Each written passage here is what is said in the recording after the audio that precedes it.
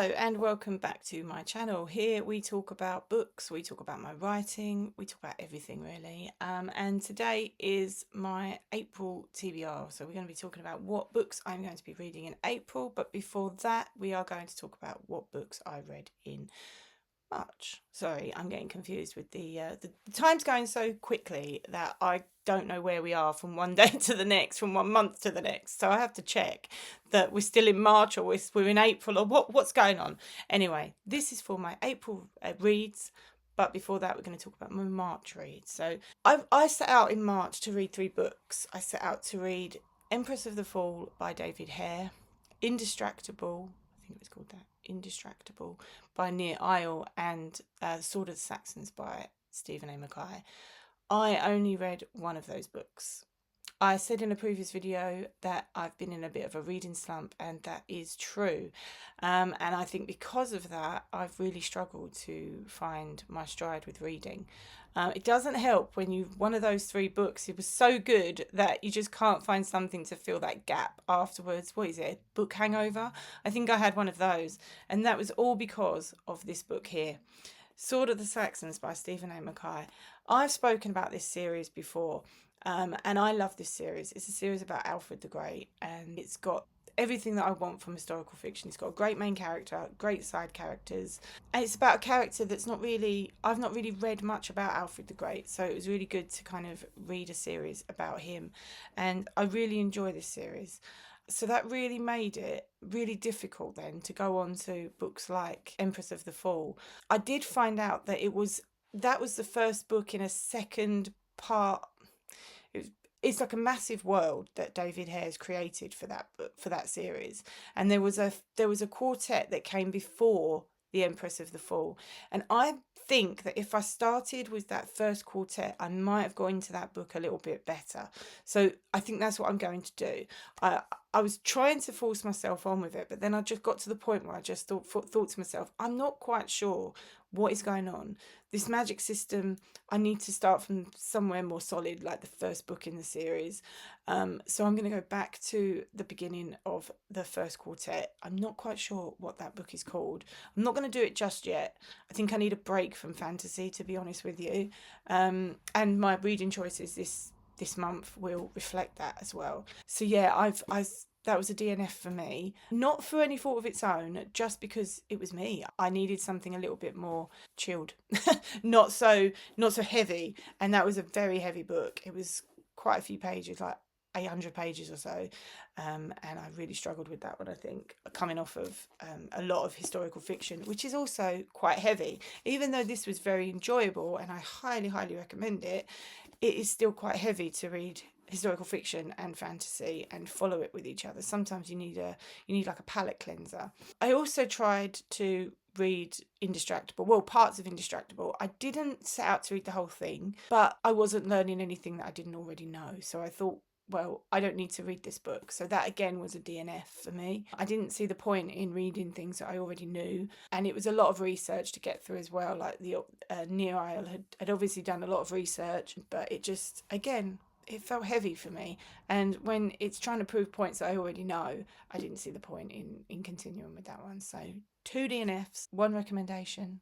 Get this book, get this series. This is very good. So let's move on. Oh, I did read one other book in March, and that was The Cherry Tree Cafe by Heidi Swain. I love Heidi Swain. She's one of my favourite contemporary romance authors. And I really enjoyed this book. It was the palate cleanser that I needed, to be fair. The one thing I will say about this book is that the romance in it, I didn't quite get. I know the main character had a crush on him when she was a kid, but they didn't really spend a lot of time together when they were adults. So she comes back to her hometown after a bad breakup in London, and she reconnects with her best friend and her husband and her goddaughter, and this guy that she used to have a crush on is staying with them because he's going through his own issues that are quite secretive, which is fair enough. But they didn't really seem to have a lot of connection other than arguing, shouting at each other and getting each other annoyed a lot of the time. And then it just didn't really seem to connect them at all. So I didn't really get the romance part in it. It sort of happened quite quickly right at the end. It felt a bit rushed towards the end, to be fair. But the rest of the story and the I think her name's Lizzie. Lizzie's growth in this is really good, although she's very frustrating at times, and I wanted to jump into pages sometimes and just shake some sense into her.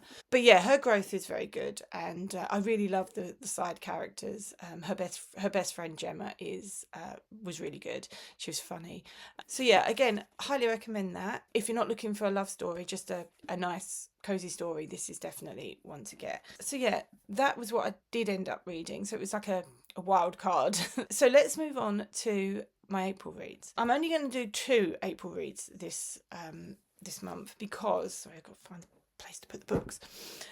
Because I'm also rereading my Appleford series. So there's 2 books that I've got to read in that as well. So I've obviously got to make time for that, as well as any extra books that I get to read. So the first book that I'm reading, so if I only get time to read this book, it will only be one book. It will be this one, Murder Before Evensong by the Reverend Richard Coles. The Reverend Richard Coles is a reverend in the UK. He's also like he's been on shows like QI and things like that. He's quite funny actually, and he's written this cozy murder mystery. I said at the beginning of the year that I wanted to kind of get into more cozy murder mysteries, and I haven't done that so far. So this is my first kind of dip into that. They're going to be making a TV show of this series as well, of this book, and it's going to star Neville Longbottom from Harry Potter. So I'm quite excited about that. So I thought I'd better read the book before I watch the series, because often the book's better than the series anyway. But I'm sure I'll enjoy it. If I do get a chance to read another book, my second choice is going to be A Good Girl's Guide to Murder by Holly Jackson. I've seen this book about, and I've never been too sure about it. But I was watching a YouTube video by Bookish Dad Reads, and he highly recommends that book, and I think we kind of have quite similar taste in reading. So I thought, I'll give it a go. It's done like police interviews, and well, I don't know about police interviews, but lots of sort of like interview kind of outtakes and stuff like that. So should be an interesting read, and I do love a murder mystery, and this one sounds quite intriguing because it's like 5 years ago this girl disappeared. They all assume she was murdered by her boyfriend, but the main girl now, Pippa, she's not so sure, and she's doing this final project for her A-levels, and she's going to explore what happened. She's going to see if what they say happened really happened. She doesn't quite believe it. That's the impression I get at the moment. But yeah, it should be a good read. So I will let you know all about that and if I don't read it in April, I'll be reading it in May probably as well. So that's it for this week's video. They are my April reads. Let me know if you've read them. No spoilers, please. And let me know what you are reading down in the comments below. And we can talk books. I always love to talk books with fellow bibliophiles. I will see you next week with a brand new video. Until then, have a great week, and I'll see you later. Bye.